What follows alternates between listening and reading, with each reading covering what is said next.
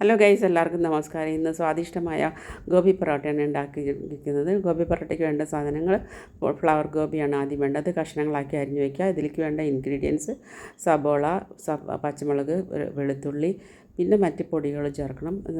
ആദ്യം തന്നെ ആട്ട കുഴച്ച് വയ്ക്കാം. ആട്ട സാധാരണ ചപ്പാത്തിക്ക് കുഴക്കുന്ന പോലെ തന്നെ സ്മൂത്തായിട്ട് കുഴച്ച് ഇതിൽ എണ്ണമയമൊക്കെ തൊട്ട് നല്ല സ്മൂത്തായിട്ട് കുഴച്ച് മാറ്റി വയ്ക്കണം ആദ്യം തന്നെ. അത് കഴിഞ്ഞിട്ട് നമ്മളൊരു പാത്രത്തിൽ കുറച്ച് ചൂടുവെള്ളം എടുത്ത് അതിനകത്ത് നുറുക്കി വെച്ച ഈ കോളിഫ്ലവർ എല്ലാം ഇട്ട് മുക്കി വയ്ക്കണം. അതിൻ്റെ പുഴുക്കൾ പോകാനും പിന്നെ അതിൻ്റെ വിഷാംശം പോകാനാണ്. അത് കഴിഞ്ഞ് നമ്മൾ ഓരോന്നോരോന്നായിട്ട് അത് ഗ്രേറ്റ് ചെയ്തെടുക്കണം. ഗ്രേറ്റ് ചെയ്തെടുത്തിട്ട് വലിയ വലിയ കഷ്ണങ്ങളുണ്ടെങ്കിൽ അത് മിക്സിയുടെ ജാറിൽ ജസ്റ്റ് ഒന്ന് ഒരു സെക്കൻഡ് നേരം കറക്കിയെടുത്താൽ ഇതുപോലെ കിട്ടും. അപ്പോൾ അങ്ങനെ കറക്കിയെടുത്ത് വെച്ചിരിക്കുന്നതാണിത്. ഇനി നമ്മളൊരു പാൻ അടുപ്പത്ത് വെച്ച് അതിനകത്ത് 1.5 സ്പൂണ് വെളിച്ചെണ്ണ സംതിങ് നമുക്ക് ഇഷ്ടമുള്ള ഓയിൽ ഒഴിക്കുക. ജീരകം പൊട്ടിക്കുക. ജീരകമാണ് ഇതിലത്തെ മെയിൻ ഇൻഗ്രീഡിയൻറ്റ് കേട്ടോ. ജീരകം പൊട്ടിച്ചിട്ട് അതിനകത്തേക്ക് നമ്മൾ അരിഞ്ഞു വെച്ചിട്ടുള്ള സാധനങ്ങളെല്ലാം ഇടാം. ഒരു സബോള, കുറച്ച് പച്ചമുളക്, പിന്നെ വെളുത്തുള്ളി, ഇതെല്ലാം ഇട്ട് നല്ലപോലെ ഇളക്കാം. ഇളക്കിയിട്ട് പിന്നെ നിറം മാറി വരുമ്പോൾ, ഒരുമാതിരി നിറം മാറി വരുമ്പോൾ നമുക്ക് അതിലേക്ക് മറ്റ് പൊടികളെല്ലാം ചേർക്കാം.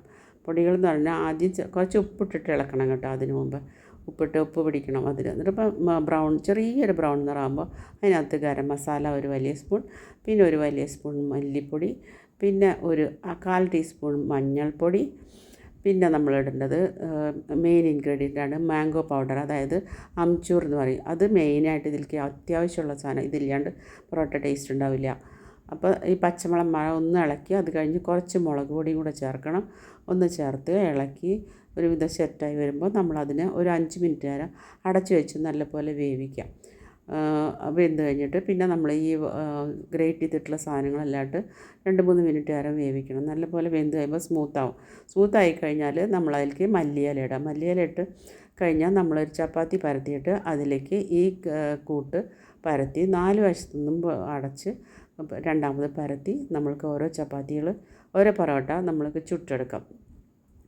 നെയ്മയം പറ്റിയിട്ട് 2 വശത്ത് നെയ്മയം പറ്റിയിട്ടാണ് നമ്മളത് ചുട്ടെടുക്കാൻ പാടുള്ളൂ. നെയ്മയം അല്ലെങ്കിൽ നമുക്ക് ഇഷ്ടമുള്ള ഓയിൽ പറ്റിയിട്ട് കേട്ടോ നല്ലപോലെ പരത്തിയെടുത്ത് നെയ്മയം പറ്റിയിട്ട് അടച്ച് നല്ല ചൂടുള്ള തവയിലിട്ടിട്ട് അത് ചുട്ടെടുക്കാം. 2 വശം ചുട്ടെടുക്കാം. അത് കഴിഞ്ഞ് ഒരെണ്ണം ചുട്ടെടുത്തിട്ട് അതുപോലെ എല്ലാം ചുട്ടെടുക്കാം. ഇതിലേക്ക് വേണ്ട ചമ്മന്തി എങ്ങനെയാണെന്ന് വെച്ചിട്ടുണ്ടെങ്കിൽ ഒരു കഷ്ണം ചെറിയ പുളി, പിന്നെ കുറച്ച് സവോള, പച്ചമുളക്, ഒരു കഷ്ണം ഇഞ്ചി, മല്ലിയില നല്ലോണം ഒരു പിടിയെടുത്ത് ഉപ്പും ചേർത്ത് നല്ലപോലെ അരച്ചെടുക്കുക. അപ്പോൾ നമ്മുടെ പൊറോട്ട എല്ലാം റെഡി ആയിട്ടുണ്ട്. സ്വാദിഷ്ടമായ ചമ്മന്തിയും റെഡി ആയിട്ടുണ്ട്. അപ്പോൾ എല്ലാവരും എൻ്റെ ചാനൽ സബ്സ്ക്രൈബ്